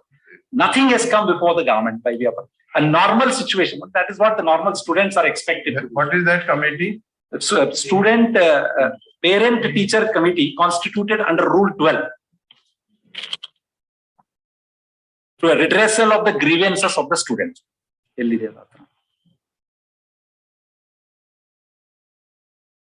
Lordships may kindly see 12 sub-rule 5. To redress the grievances of the students and their parents, if any.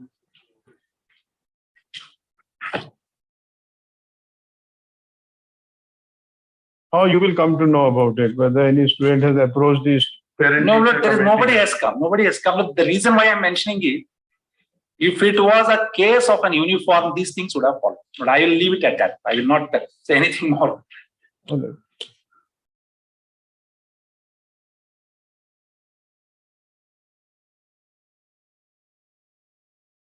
No, I'm told not to say that. There is no such grievances have been made. They have come before your lordship. Some of them have not come before your lordships, and of course have raised it outside. The second issue about hijab being part of fundamental.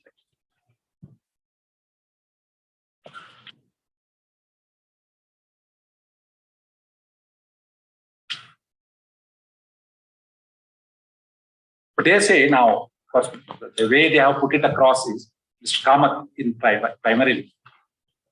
They say that wearing of hijab forms part of essential religious practice. It does not, this is how I want it, this does not come in conflict with public morality, or rather morality, public order, or health. Neither does it interdict any other rights under Part 3.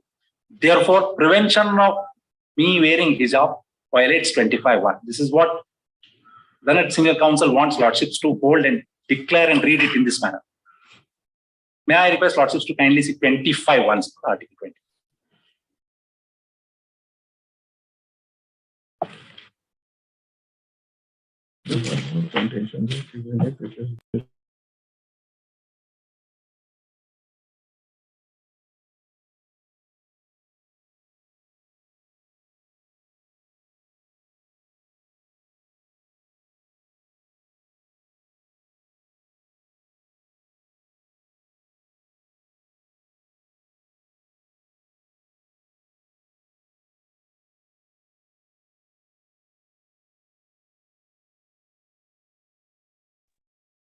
Yes. Just want to Yes. refresh our memories. There was one argument by another senior advocate, Mr. Yusuf, that even if it is not treated to be essential religious practice, wearing of hijab, Yes. then also stopping of it would violate Article 25(1), because the article under 25(1) is freedom of conscience, yes, not only religion. But I have an answer for straight. I'll answer that. But 25 lordships have to see once again. Lordships have read it number of times. We have made lordships read it again and again. Lordships, there is no res judicata for reading. I have to be conscious. Pardon me. We're happy reading with you also. Just once, not just. Freedom of conscience and free profession. Okay. Justice Dixit. Yes. Yes. Freedom of conscience and free profession, practice and propagation of religion, subject to public order, then morality and health. And to the other provisions of this part, there is a comma. All persons are equally entitled to freedom of conscience and the right freely to profess, practice, and propagate religion rights. But this is what I was looking right from Article 12 to 32. None of the fundamental rights have a clause something like this. Lordships have kind. Non-obstant it, because if I have to say, very difficult for fundamental rights to say so. But still, it starts by saying subject to. This is what we pointed out. On the first day, Honorable Chief Justice pointed out that one only. So this is something very subject to public order, morality and health. There's one other distinction I want to point out before your Lordships, but just so that Lordships will kindly see. How is it distinct from 25(2)? Is, my lords, 25(2). This is something which I noticed. This speaks of the power of the state to restrict or regulate by way of an order. Kindly see. Nothing in this article shall affect the operation of any existing law or prevent the state from making any law to restrict or regulate. 25(1) does not speak of any law to be made by the state. There is a definite object behind that, but I will demonstrate. Similarly, 19(2), Lordships, the freedoms available under 19(1) series can be restricted under 19(2) onwards by way of a law. So therefore, the 19(1) rights can be restricted, regulated by way of a law under 19, well, law to be made by the state. 25(2), again, law to be made by the state. The concept of law to be made by a state is conspicuously absent in 25(1). It speaks of subject to public order, morality, and health.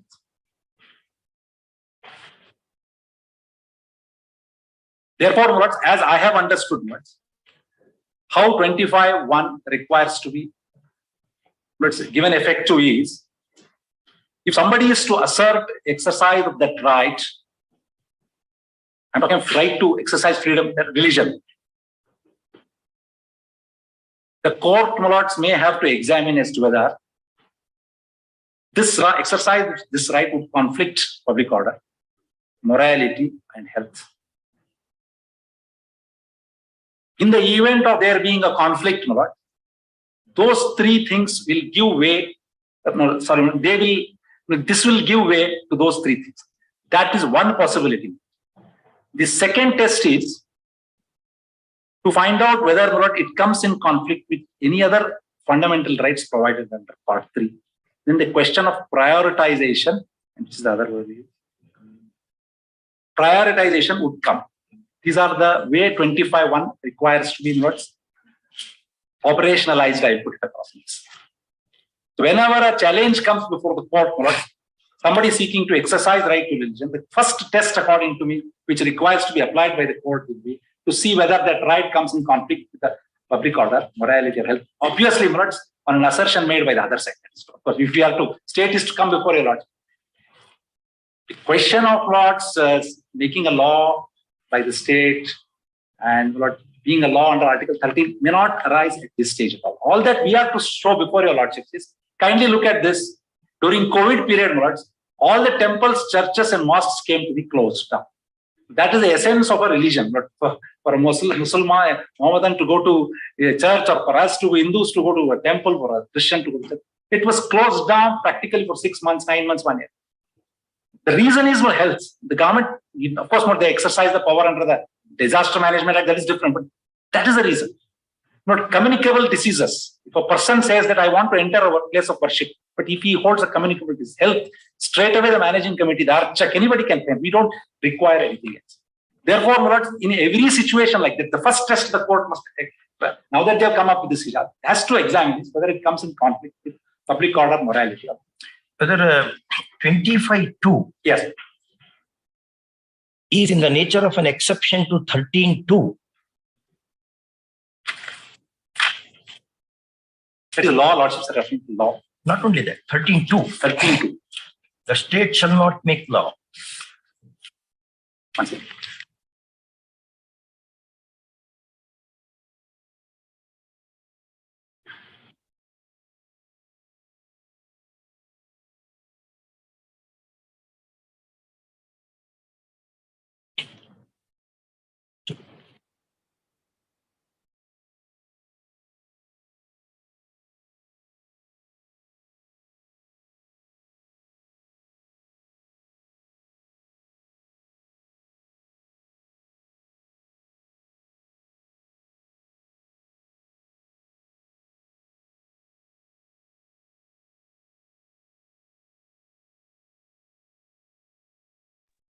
That we are dealing with the most sacred portion of the Constitution. I do not want to immediately react. Let me get back. But prima facie, what I would feel is it speaks of abridgment or taking away the rights. This speaks of regulating and restricting. That is one possible distinction which can be drawn. And certainly, if it is to be held that the abridgment and restriction can be equated, then it becomes a exception, but I'm not very sure.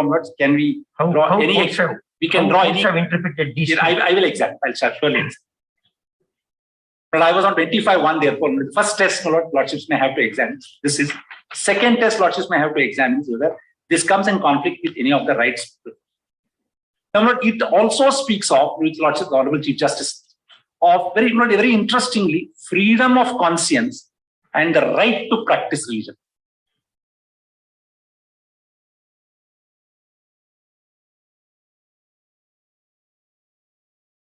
But I did take that extra interest to understand what is freedom of conscience in this story. The first and simple explanation is what Durgadas Vasu says. I'll place it before you. Actually, very beautifully put it across.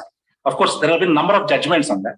But, what he says is what freedom of conscience is something which is you believe. Propagation of religion is your manifestation of outwardly exhibition. That is how he puts it across. And this is supported by a number of these. That is what he gives the example of Jainism, Buddhism. He says they don't believe in God. That is their belief, and matter ends there. But kindly see his very brilliant analysis at this on Article 25(2) when he is describing at 1, 2, 3, 4, fifth paragraph. Fifth paragraph in that page number. Page number 3519. 3519. 3519, 1, 2, 3, 4, fifth paragraph. Lordships get it? Yeah. 3519. 35. 1, 2, 3, 4, 5. Fifth paragraph. Yes. As has been pointed out before, Article, Lordships get it. Yes. As has been pointed out before, Article 25(1) has two parts. A, freedom of conscience, and B, the right to profess, practice, and propagate religion. Religion usually assumed belief in a creator, or at least in the case of an atheist, in the existence of a life superior to our earthly existence. But there may be persons who do not believe in either of these two and cannot therefore be said to have any religion. Such persons believe in the fulfillment of human life in this earthly existence and do not admit of any existence apart from the mundane. The conscience in the case of such persons may be said to consist in non-belief. But this is the freedom of conscience under Article 25 of our Constitution guarantees the freedom of such belief or non-belief, irrespective of the religious faith of such person. Where he has no religion, he has the guaranteed freedom to hold to his non-belief, free from interference or imposition from any other person. But this is very important for this sentence, which I want to. Freedom of conscience is thus a mental concept, while the right to profess, etc., refers to external action in pursuance of such mental concept of the individual.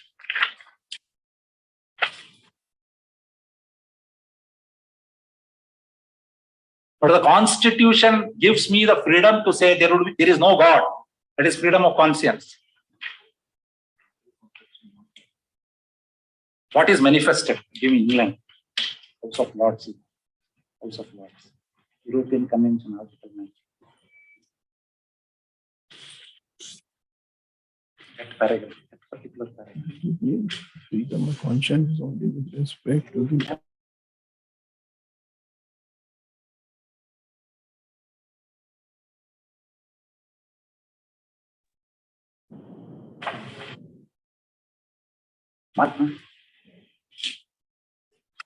only for that purpose. What we manifest, what we practice outside, but like Mr. Kamath, while arguing, gave this example. He said, I wear Rudraksha, that is my belief. Belief is not wearing Rudraksha. Wearing Rudraksha is your manifestation of your religion. Believing something to yourself is your freedom of conscience. Therefore, they use the word freedom of conscience and right to practice religion. Right is something which you can enforce. Freedom of conscience, you do not enforce anything. You believe in Buddhism, you just believe it in people. I believe there is no God, but I do. So they said you can still, in this country, we just do not want to give you to do something, practice religion. If you also want to respect people who do not want to believe religion, therefore they use the word freedom of conscience. You mean to say freedom of conscience is confined to only atheists? No, certainly not. For instance, certainly no. Therefore, they have given the word definition of Buddhism and Jainism. In fact, there is in the Vedic literature, yes, there is one sloka.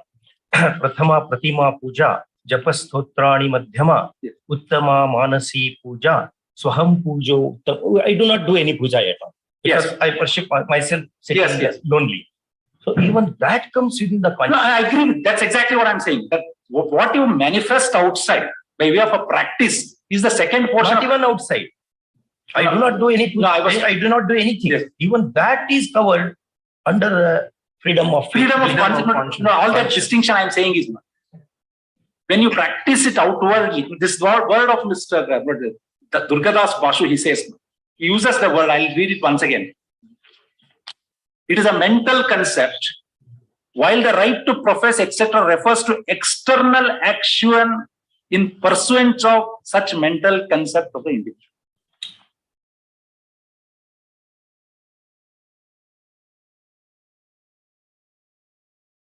But that distinction is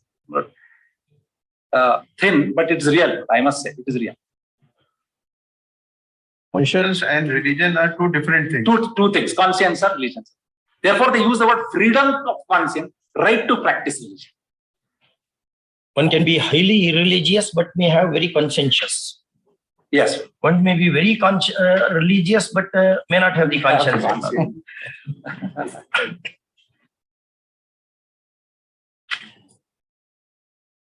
Yeah.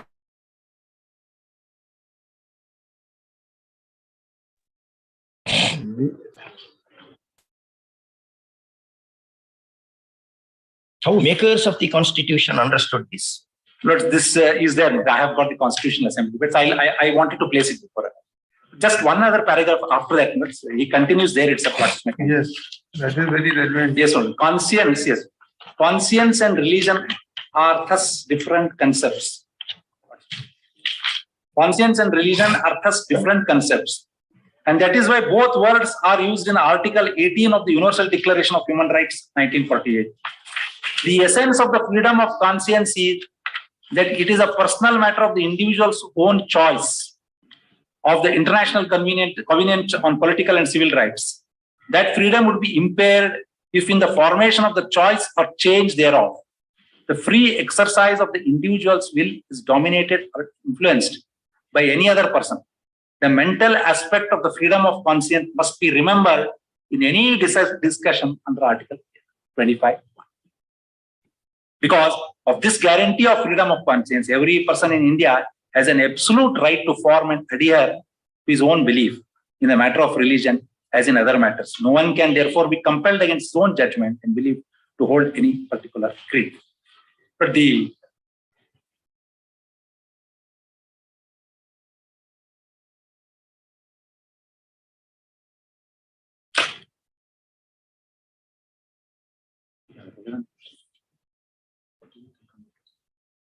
no, in this Convenient 9. English test, this universal declaration. Or European. All right, how to ascertain this conscience? We cannot follow me into the But mind. my reading of Vasu, what I would, that therefore uses the word, it is a mental concept. How to ascertain? No, I'm just coming. When you propagate whatever be your belief, let us say, whatever be, let us say, I'll take again the example of Buddhism itself. Let us say I believe Buddha is the. Once I start exercising the practice of that religion, if I have to say so, then we come to the second one. Once you assert, you come into the realm of practice of religion. That's true. What about how to ascertain? My question remains large again. Answer the question. Answer the belief, your lordship. Yes, conscience. Answer the, of course, belief or non-belief also, it comes in the world. That's how they have described. I say, yes, that saluting a particular symbol is contrary to my conscience. How to ascertain? I'm assert or ascertain. Ascertain. A-S-C-E-R-T-A-I-N. Ascertain. I'm not good in English because I'm taught in Kannada. I understood it as assert, so that then the practice of religion. Therefore, how to investigate? How to investigate that conscience? What is the nature of conscience? Whether conscience is at all there? How to ascertain? This only reminds me of some Shakespeare's poem. We cannot fathom into the mind of the man, though we can in the mind of the devil. Not sir, I would my lordships did ask me how did the constitutional makers thought of it. But I will place it before in a particular order maybe tomorrow. But I'll just state before a lot what happened. When Dr. Ambedkar introduced this, but I've seen that one. Some of the members opposed it, saying that time this concept of freedom of conscience was not there. They initially introduced it as right to propagate religion. The argument against this article was, no, you see, if you give this power, then there is a possibility of one religion being hegemonized over others. It is at that time Dr. Ambedkar intervenes and says, no, it does not just compel others to propagate and profess their religion over others. We also have freedom of conscience. That's how it develops, not that I'll place it. That seems to be, of course, this concept which lordships are asking me, so surely not that how to ascertain. It is something about which I possibly have to go a little bit read more on these aspects. But the freedom of conscience and right to propagate religion, the fundamental difference which Vasu makes not with, I thought is a very simple thing. He says, whatever you believe, it stops at freedom of conscience. Once you manifest it outside, it becomes practice of religion. And Covenant in the light of this, what do you say whether hijab is part of? Therefore, hijab certainly comes in the manifest exercise of right to practice. According to him, it's a right to practice of religion. That it's a right they are trying to exercise pursuant to the religion. This part two. My lord's question. We are on different question. Whether the hijab constitute the part of the essential religious practice or not? But insofar as hijab being a part of essential religious practice, the answer is no. the answer is no more. And why it is no more, I'll possibly substantiate, Lordship, so I can continue on Monday, Lordship. All right. The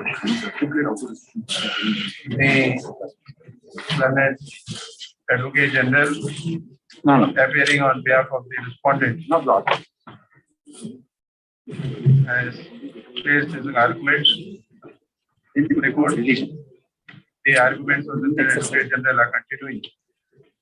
Put up on Monday at 2:30. The leave of this court, I want to make one submission, Lord. I want to make one submission with the leave of this honorable court. Yes. Lordship, all writ petitions are private in nature, Lordship. And Lordship has passed the interim order considering the amending law and order situation at that point to that 11. The order has very specifically in respect, para number 11, it is stated that it is only confined to those colleges where the CDC has been prescribed in uniform. But in spite of that, state has extended this order and enforced all the schools, degree colleges, all the colleges, Lordship.